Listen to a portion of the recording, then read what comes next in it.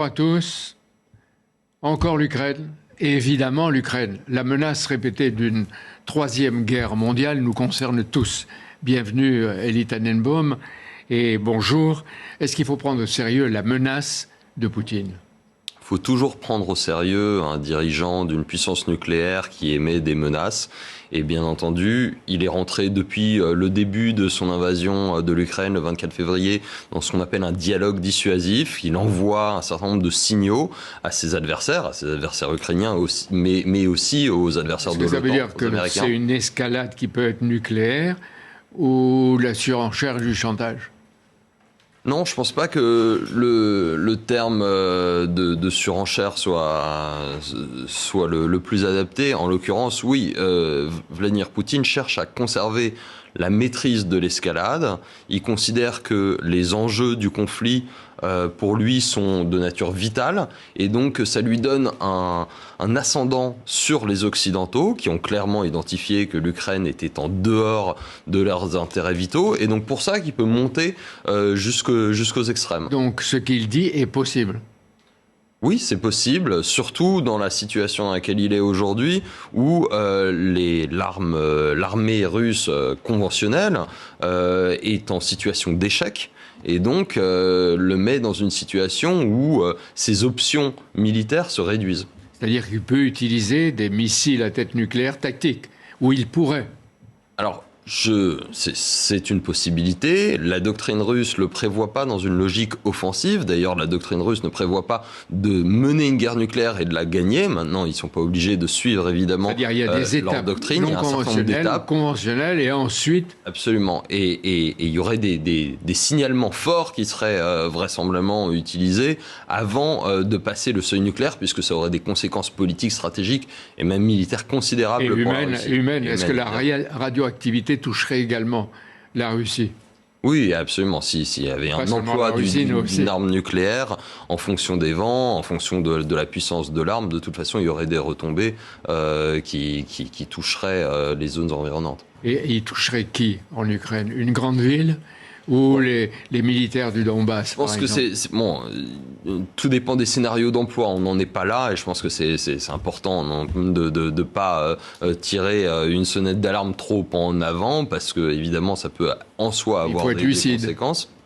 Il faut être lucide. Il y a des options qui sont aujourd'hui ouvertes. Les options sont, à mon avis, surtout en cas d'une forme d'effondrement ou d'une reconquête ukrainienne vers l'Est qui pourrait pousser Vladimir Poutine finalement dans ses retranchements. Donc il ne faudrait pas que l'Ukraine et les Occidentaux gagnent.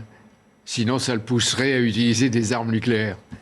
Disons que le risque, je pense que c'est normal que l'Ukraine cherche à reconquérir des territoires qui sont légitimement les siens et qui sont illégalement occupés aujourd'hui par la Russie. Maintenant, il y a un risque d'escalade dans la mesure où le signalement envoyé par Vladimir Poutine sur l'importance du contrôle de ces territoires est fort. Donc il y a un moment... Voilà, une puissance nucléaire ne peut pas perdre une guerre, ou en tout cas, elle considère qu'elle doit avoir les moyens de mener cette carte joker pour dire je ne perds pas. Oui, faites gaffe, quoi. Et on a les missiles pour ça. Hein, ce qui n'est pas la même chose que la mise en échec de la Russie, ce qui ne provoque pas directement une ascension aux extrêmes.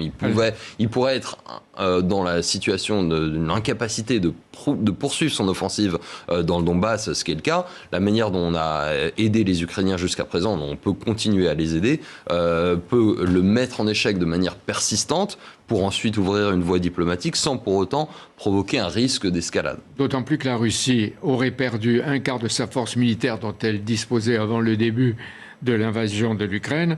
Elle aurait perdu, d'après ce que dit la presse américaine, 3000 tanks, drones, avions, hélicoptères, sans compter les humains. Nous parlons, sans catastrophisme, encore une fois, de la possibilité ou de l'éventualité d'une troisième guerre mondiale. D'abord, est-ce que la Russie a déclaré la guerre ? Non, la Russie n'a pas déclaré la guerre. Ils ont annoncé une opération militaire spéciale. Il n'y a pas de mobilisation générale et il n'y a pas de déclaration de guerre a fortiori. C'est une guerre qui ne respecte pas la légalité internationale. Une guerre dehors la loi. De toute façon, elle ne respecte pas la légalité internationale puisqu'il s'agit d'une guerre d'agression non provoquée. Il n'y a pas de légitime défense qui vaille et tous les arguments invoqués par la Russie pour mener son opération militaire aujourd'hui ne tiennent pas la route. Est-ce qu'aujourd'hui, alors qu'on écoute les télévisions russes, en Russie, on parle de guerre? Non, le terme de guerre, pour l'instant, est banni, même si on le voit réapparaître progressivement par rapport à ce qui était le cas au cours du mois de mars et du début du mois d'avril. Il commence à réapparaître et on sent que progressivement, le Kremlin cherche à préparer sa population à l'annonce effective d'une guerre, voire d'une mobilisation supérieure. Il le fera peut-être le 9 mai, avec le défilé sur la Croix-Rouge, sur la place Rouge. Ça pourrait faire partie des annonces à l'occasion effectivement d'un moment de rassemblement du peuple russe comme le défilé de la victoire. Mais il ne pourra pas dire on a gagné. Il pourra brandir sans doute des victoires limitées, la prise de Mariupol, les avancées sur le Donbass, qui cherchera évidemment à mettre en avant, mais non, il sera loin de la victoire qui avait été espérée. Au passage, Elie Tannenbaum, pourquoi parle-t-on de guerre mondiale alors qu'il s'agit d'une guerre entre la Russie et les Occidentaux? J'ai envie de dire pour le moment. Pour l'instant, il s'agit même spécifiquement de la guerre entre la Russie et l'Ukraine. Les Occidentaux ne sont pas partis au conflit, même si certains parlent de belligérance. Ensuite, vu le statut de puissance nucléaire mondiale de la Russie, l'implication importante des États-Unis et d'autres membres du Conseil de sécurité, si vous voulez, vous avez 4 des 5 membres du Conseil de sécurité qui sont directement concernés par le conflit. La Chine, qui est le 5e, est tout de même impliqué, même si c'est dans une moindre mesure. Donc là, vous avez à partir de là des résonances mondiales, vous avez des sanctions qui ont une portée mondiale. Et alors, donc, vous l'avez dit. Mais le terme de guerre mondiale me semble totalement erroné à ce stade. Mais pas exagéré. Impossible, vous l'avez dit tout à l'heure. Les Européens, surtout les Américains, livrent massivement des armes. On a vu 33 milliards de dollars. C'est peut-être un tournant de la guerre, mais quand on livre des armes, Moscou dit encore ce matin, c'est de la provoque. C'est un changement de pied des États-Unis qui a eu lieu cette semaine, de la décision de soutenir avec des armes offensives. Donc pour mettre effectivement potentiellement la Russie dans une situation de défaite. Qu'est-ce qu'une arme offensive? Est-ce qu'elles ne sont pas toutes offensives? Non, vous pouvez avoir des armes létales, mais qui, sur le plan de l'utilisation tactique ou de niveau opératif, ne permettent pas une offensive. Si vous avez des missiles anti-chars, des missiles anti-aériens très courte portée, ça vous permet de stopper une attaque ennemie, donc de vous défendre, mais ça ne vous permet pas de reconquérir des territoires. Si vous avez de l'artillerie, des véhicules blindés, des chars d'assaut, des avions de chasse, là, vous pouvez repartir à l'offensive. Et donc, c'est la question d'une reconquête ukrainienne à laquelle se rangent les États-Unis, ce qui n'était pas le cas pendant les 2 premiers mois du conflit. Et à partir de quel type d'armes les Occidentaux peuvent être considérés comme des belligérants? La livraison d'armes en tant que telle ne constitue pas une belligérance en droit international. Soit vous êtes parti à un conflit et dans ce cas-là vous avez des forces qui combattent dans le conflit, soit vous n'êtes pas parti à un conflit et il n'y a pas d'embargo sur les ventes d'armes en Ukraine, ou les cessions d'armes en Ukraine. C'est-à-dire qu'à condition de ne pas pénétrer dans les zones de combat en Ukraine, rien n'empêche de livrer toutes les formes d'armes et en quantité que l'on veut. Sur le plan du droit international, non. Maintenant, il faut évidemment comprendre que ça a des conséquences stratégiques, que la Russie regarde ça de très près. Évidemment, elle peut décider d'anticiper sur davantage d'ingérence avec potentiellement mais là, des frappes en Ukraine, voire au-delà. Mais est-ce qu'on n'est pas déjà à la limite de l'ingérence ? On est dans le soutien à un État qui est agressé, un soutien légitime et qui ne pose pas de problème en droit international, mais qui évidemment crée des tensions, et c'est bien normal, avec la partie adverse qui est la Russie. Ouais. Kharkiv souffre, Mariupol souffre, on en a parlé tout à l'heure, beaucoup de villes souffrent. Mais pourtant, à Kiev, Kharkiv et d'autres villes, Lviv, les Ukrainiens pensent qu'ils peuvent gagner la guerre. Est-ce que ça, c'est une possibilité face à une puissance qui est nucléaire en face d'elle et qui combat?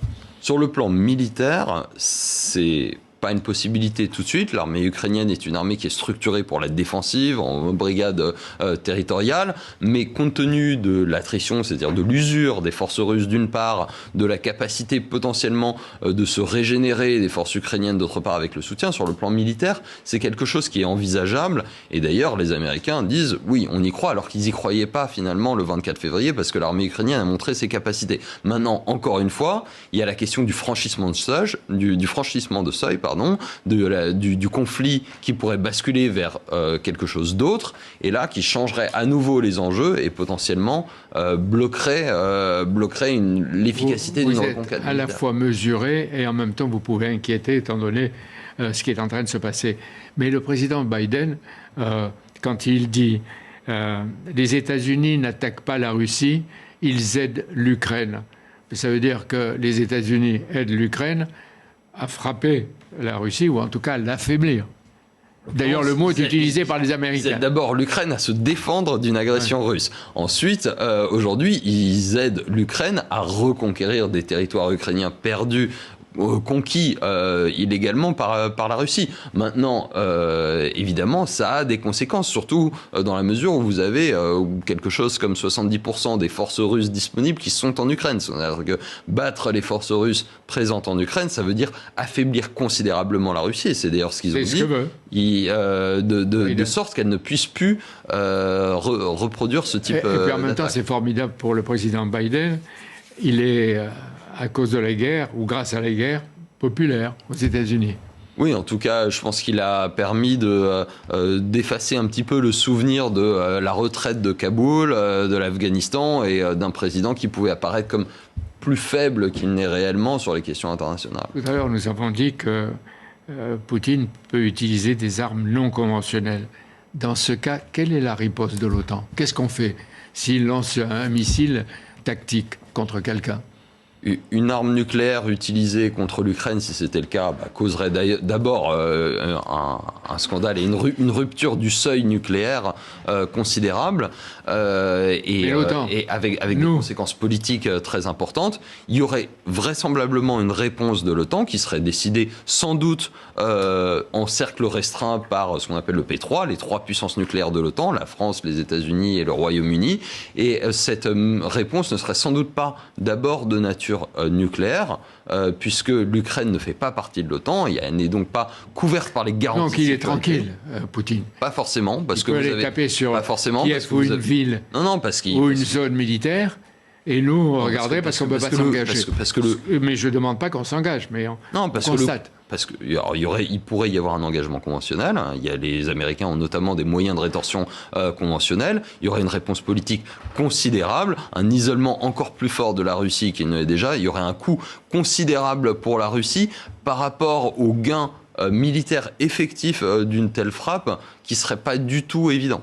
Ça veut dire que la guerre a un coût élevé, comme vous dites, pour le système de Poutine. D'ailleurs, il est en train d'écarter des généraux et en même temps de destituer un certain nombre d'oligarques qui étaient ses amis. À terme, la chute elle est possible de Poutine? Elle est toujours possible, elle dépend aujourd'hui, elle est entre les mains essentiellement du peuple russe, de la société russe, mais voilà, l'histoire de pays sous sanctions lourdes, comme c'est le cas de la Russie aujourd'hui, n'offre pas forcément beaucoup d'optimisme sur une chute à court terme du régime. La guerre peut durer. Ah, la guerre peut durer pendant longtemps. Elle va durer. C'est probable. Merci d'être venu, Elie Tannenbaum. À bientôt, sans doute. Et nous, Anthony, à demain.